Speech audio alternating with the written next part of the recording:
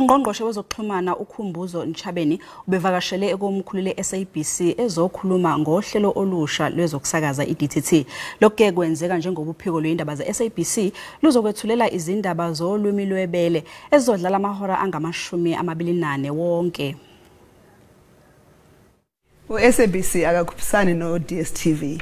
U-SABC u-National Public Broadcaster ufanele enze kube ne-broadcasting available to all South Africans. Kungena ndawo ukuthi banayo imali abanayo imali. So iDTT kube ne-decision yebuya u-ITU, International Telecommunications Union, yawuthi sifanele simove from analog television siye ku-digital terrestrial television. And besifanele siqede ngo-2015. So 2015 asiqedanga. So manje simuva kule to DTT sivale. U-DTT uzovumela or uzo-allow i-television to be broadcast on digital signals on digital platform. Kwa manje ufana ubuke i-TV yakho ku TV box set ku TV set, but ku digital television wakwazi ubukela i-TV ku laptop yakho, ku tablet yakho, ku phone yakho, because it's transmitted on digital signal. So that's what we have been doing to move that DTT. So manje u-SABC uthe nakhona uzo introduce i-news channel ye 24 hours nibiza ni 24 hours ngesixhosa ye 24 ngama iziyure ngamashumi nesini.